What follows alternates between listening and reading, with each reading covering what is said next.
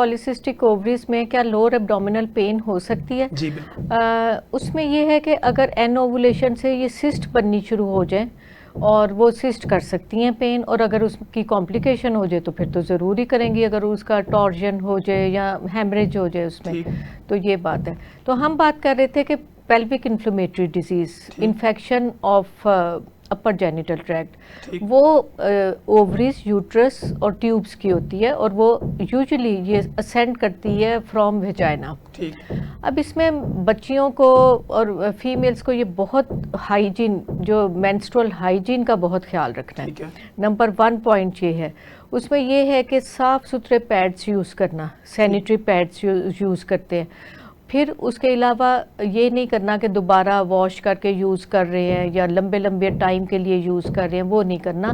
Number 2, उसमें जो है नहाना, क्लीन रखना बहुत इम्पॉर्टेंट है डेली, ठीक है, ताकि जो है इन्फेक्शन। अच्छा, यहाँ पे डॉक्टर साहब एक लोगों की मिथ भी होती है, वो कहती है कि पीरियड्स के दौरान कई जगह पे लोग नहाते ही नहीं है। हाँ। वो कहते हैं खत्म होंगे तब नहाएंगे। हाँ, ये टोटल मिसकॉन्सेप्शन है, मिथ है जो कि प्रिवेल की हुई है हमारी सोसाइटी में। यानी लोग ये समझते हैं कि शायद अगर शावर लेंगे तो इनकी रफ्तार स्लो हो जाएगी, पीरियड्स कम हो जाएंगे। हाँ, ऐसी कंप्लेन इसका आती है। जी, या वो ये भी एक मिथ है कि अगर हम कोई ठंडी चीज ले लेंगे या कोई खट्टी ले लेंगे, हाँ जूस ले लेंगे, बंद हो सकते हैं, तो ये जो है बंद हो जाएंगे तो ज्यादा हो सकता है। हाँ, फ्लो होए, खुल के आए तो फिर वो खुश रहते हैं। तो मगर ये बात, इसका कोई ताल्लुक नहीं है उसके फ्लो से। यानी बेस्ड ऑन साइंस ये एक मिथ है। ये मिथ है, ये बिल्कुल टोटल मिथ है। जो हाइजीन है, बल्कि पूरी दुनिया में आई गेस 28 मई को सेलिब्रेट करते हैं मेंस्ट्रुअल हाइजीन डे। एक प्रॉपर, मैंने इसके ऊपर एक डॉक्टर साहब डाटा कलेक्शन की है, इसमें क्वेश्चनियर बना के रिसर्च की है कि हमारे मुल्क में अवेयरनेस कितनी है इन पॉइंट्स की। अब जो मैं बताने जा रही हूँ, नंबर 1 ये कि इन्होंने जो है सैनिटरी जो है वो, फिर उसका डिस्पोजल बड़ा क्लीन होना चाहिए, और नंबर 3 यही जो हाइजीन है, वॉश करना, और जो है, और एक और चीज़ इनको बताने की ज़रूरत है कि जब भी वॉशरूम में जो भी जाए, वो जब वाटर यूज़ करे उसके बाद ड्राई करना है बॉडी को, ड्राई करके तो फिर अपनी पैंटी ट्राउज़र पहनना है। नहीं तो वो वेट रहता है तो उसमें फंगल इन्फेक्शन होती है और फिर वो चलती हैं, ये मसाइल चलते हैं। तो ये बहुत इम्पॉर्टेंट है कि वो ये चीज़ों को ऑब्ज़र्व करें। और सेकंड, फिर हम आएंगे कि इनके जो है, जैसे ये हो जाती है शादी हो गई और चेकअप के लिए जा रही होती हैं, तो हमेशा ऐसी जगहों के पे जाएं जहाँ पे इनको अवेयरनेस हो स्टरलाइजेशन की, कि जो भी हमें चेक कर रहा है वो फॉलो कर रहा है। स्टरलाइज्ड ग्लव्स हो गए, इंस्ट्रूमेंट हो गए स्टरलाइज्ड। अब आजकल का तो ज़माना ऐसा है, नेट पे हर कोई सर्च करता है, हर एक के हाथ में मोबाइल है, तो इतना तो उन्हें सर्च करना ही चाहिए, पता होना ही चाहिए कि ये अप टू मार्क है कि नहीं, ये प्लेस जो चेक कर रहे हैं। फिर नंबर 3 पे आ जाता है पेल्विक इन्फ्लेमेटरी डिजीज़ के, उसकी बात कर रहे हैं कि ये जो है, अगर खुदा ना खास्ता जैसे मिसकैरेजेस हैं, कोई आप कह लो कि वांटेड प्रेगनेंसी नहीं है और वो चाह रहा है कि मैंने ये बेबी कैरी नहीं करना, तो वो वहाँ पे जाएं। हम लोग तो ये करते हैं ना कि मेडिकल रिकमेंडेशन हो, इंडिकेशन हो तो हम वो करते हैं जो भी है, मगर अगर किसी ने फ़र्ज़ करो करना है तो हमेशा स्टरलाइजेशन पॉइंट ऑफ व्यू से ज़रूर देखें। और हमें काउंसलिंग भी हम इस तरह करते हैं पेशेंट को कि प्रेगनेंसी कैरी कर लेना बेहतर है कि तुम कहीं अनस्टरलाइज जगह पे चली जो वहाँ सेप्सिस, पेरिटोनाइटिस और बुरे हालात होते हैं, और फिर क्रॉनिक PID वो मसला। फिर ये जो है, यही इन्फेक्शन में ये भी होता है कि जो पार्टनर है,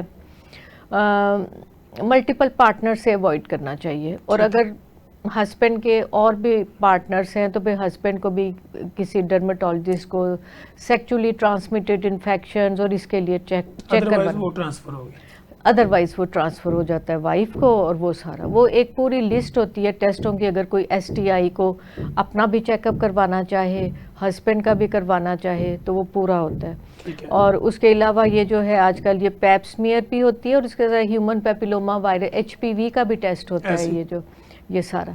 तो ये सारी चीज़ों से जो है, फिर एक बड़ा लिंक है इन्फेक्शन का, कॉपर टी इंसर्शन या आप कह लो इंट्रायूट्राइन डिवाइसेस पर, बड़ा वीक लिंक है। अगर स्टरलाइज्ड उसमें रखा जाए तो ओनली ये है कि 20 डेज में उसका थोड़ा सा राइज हो जाता है इंसिडेंस आम पॉपुलेशन से, अदरवाइज वो जो है ठीक है, वो इतना नहीं होता, अगर स्टरलाइज्ड में रखे तो इतनी प्रॉब्लम नहीं होती। तो ये कॉज हो सकती है जो इस वक्त मेरे माइंड में आ रही है, पेन लोअर एब्डोमेन की।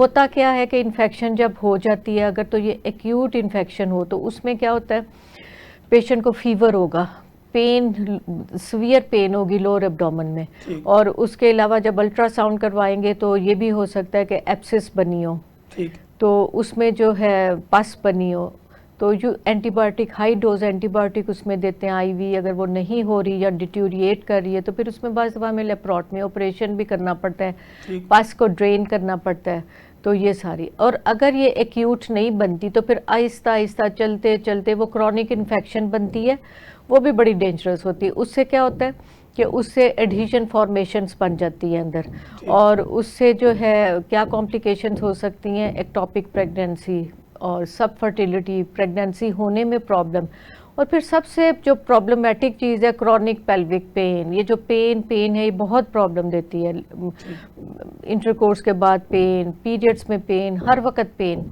तो वो ये बड़ी प्रॉब्लम, उनके फिर रूटीन के काम नहीं वो हो सकते। समटाइम मैडम ऐसे पेशेंट भी होते हैं कि जिनके ओवेरियन सिस्ट जो होती है उनको ड्रिलिंग कर दी जाती है सर्जरी के थ्रू, या लेजर कर दिया जाता है, तो क्या वो बार बार बन सकती? हाँ, ये हो सकता है कि वो दोबारा भी बन जाए, जिनमें ये नहीं है कि ये परमानेंट ट्रीटमेंट है। परमानेंट ट्रीटमेंट तो ऐसा कोई अभी इवॉल्व ही नहीं हुआ, मगर ये है कि उनके जब हम देते हैं ये पॉलीसिस्टिक ओवरीज से रिलेटेड जो सब फर्टिलिटी है यूजुअली उसमें, कि वो रिस्पॉन्स ही नहीं दे रही हैं, जो ओवुलेशन इंडक्शन थेरेपी दे रहे हैं हम, और वेट भी रिड्यूस कर लिया, तो उसमें जो है फिर ये ओवेरियन ड्रिलिंग लेप्रोस्कोपिकली, ये is the answer, laparoscopic drilling, तो उससे फिर ओवुलेशन पे बहुत अच्छा असर पड़ता है। मगर हाँ, इन द लॉन्ग रन दोबारा भी ये है कि हो सकता है, ये नहीं है कि परमानेंट। कुछ केस हमारे पास क्लिनिकल ट्रायल में ऐसे भी रिपोर्ट हुए हैं कि उनकी सिस्ट जो है उनको रिमूव किया गया या उसकी लेप्रोस्कोपिक की गई, लेकिन चूंकि उन्होंने आगे बच्चे पैदा करने की कोशिश नहीं की या हस्बैंड बच्चे नहीं लेना चाह रहा, तो क्या उसमें भी इसके कोई इफेक्ट होते हैं बार बार बनने के?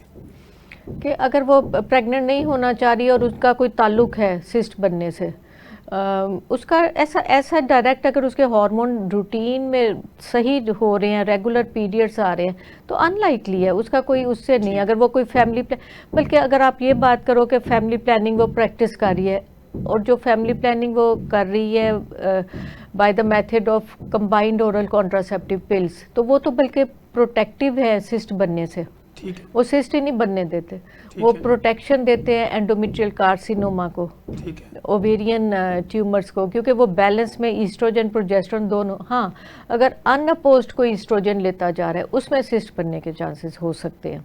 ठीक है। तो ये, और अगर बिलफर्ज है कि कुछ पेशेंट इस तरह की भी आती हैं कि पेशेंट कंसीव करना चाह रही हैं लेकिन हस्बैंड ने अपना ऑपरेट करा रखा होता है, ये फॉरेनर केस हमारे पास आते हैं, तो उसमें इस सिस्ट का क्या रोल है? ये मैं आपको बताऊं कि एक दफ़ा ये किस्सा हुआ था, मैं जब, मेरा ख्याल है आज से कोई 25-28 ईयर्स पहले, एक पेशेंट थी, उसने दूसरी शादी की, पहले हस्बैंड से 3 बच्चे थे, तो वो आया करे हमारी जो सुपरवाइज़र थी उनके पास ये इसी का ट्रीटमेंट लेने, इनफर्टिलिटी का, प्रेग्नेंट ही नहीं हो रही। तो हमारी जो मैडम थी उन्हें ये ख्याल था कि भी पहले 3 बच्चे हैं, हस्बैंड को क्या ही हुआ होगा, तो फिर उन्होंने जब बार बार आई तो उन्होंने उसका सीमन एनालिसिस करवाया हस्बैंड का, और वो एजोस्पर्मिक था। क्यों? क्योंकि उसने वेसेक्टमी कराई हुई थी, कि बीवी को बताए बगैर, वो बेचारी खप रही है दूसरी बीवी, मैं प्रेग्नेंट हो जाऊँ। तो जो है अगर उसने जो है सिस्ट बनना या पॉलीसिस्टिक ओवेरियन सिंड्रोम इसलिए नहीं होता कि वो प्रेगनेंसी नहीं चाह रही, हस्बैंड नहीं चाह रहा, इसका ऑपोजिट है कि पॉलीसिस्टिक ओवरीज प्रेगनेंसी नहीं होने दे रही होती, क्योंकि एनओवुलेशन हो रही होती है ना बॉडी में ये सारा। तो अगर हम इसकी डाइट की तरफ आए कि हमने जब हम बैठते हैं क्लिनिक्स में हम सब भी अपने, तो हमें किस तरह करना है ये बड़ा इम्पोर्टेंट है। तो उसमें हमने सबसे पहले तो बच्चों को बताना है, उनकी मदर्स को साथ बिठाना है और बच्चों को मोटिवेशन देनी है कि आपकी लाइफ है और यही टाइम है कि आपने अच्छे लगना है, और वही टाइम आप इतना ओवरवेट हुए बनाएंगे उसी पे चलें। हाँ, तो वो तो फिर उन्हें हमें स्टार्ट करना है, डाइट से स्टार्ट करना है। वही 4 पॉइंट्स जो है, डाइट आपने करना है, एक्सरसाइज, स्लीप एंड स्ट्रेस, इन 4 के पॉइंट्स को उनके साथ डिस्कस करना है।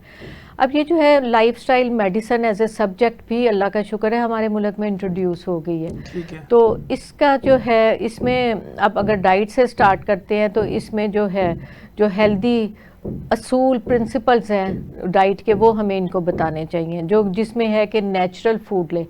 अब पहले ज़माने में या अभी भी हमारी ज़ुबान में नेचुरल फूड को कहते हैं देसी खुराक।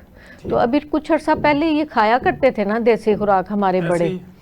तो ये तो अभी स्टार्ट हुई हैं ये सारी चीज़ें। तब जो है वो नी रिप्लेसमेंट भी नहीं होती थी और बाकी मामला भी नहीं होते थे। कितना हेल्दी लाइफस्टाइल था। Healthy lifestyle। और वो किसको कहते हैं नेचुरल, के जिसमें जो अनरिफाइंड अनप्रोसेस्ड फूड होते हैं, जैसे आप चक्की का आटा होल ग्रेन ले लो, ये जी, एग्जांपल है। ऐसे ही। इसके अलावा जो आपने डाइट लेनी है ऑर्गेनिक फूड अगर कोई अफोर्ड कर सकता है, ज़ाहिर एक्सपेंसिव है ये चीज़ें। डेयरी में भी लोग जाते हैं तो डेयरी में दूध अब है, दही है। हाँ लाइफ स्टॉक जो है वो भी उन्होंने उनको ऐसे पाला होता है कि वो जो है उनके ऊपर वो ग्रास खाएं, एक तो ये करें, दूसरा ये कि अनड्यू ग्रोथ हार्मोन्स नहीं लगाए होते उनके ऊपर, इंजेक्शन लगा के दूध ना निकालें। वो चीज़ें ना हो। नंबर 2 दे। नंबर 3 ये है कि आपने फूड डिसिप्लिन रखना है। ये इतना इंपॉर्टेंट है। फूड डिसिप्लिन क्या चीज़ है? फूड डिसिप्लिन है कि आप जैसे उठते हो ब्रेकफास्ट करते हो, with in half an hour breakfast करना है और कोशिश करनी है 9 बजे से पहले ब्रेकफास्ट हो जाए। ठीक है।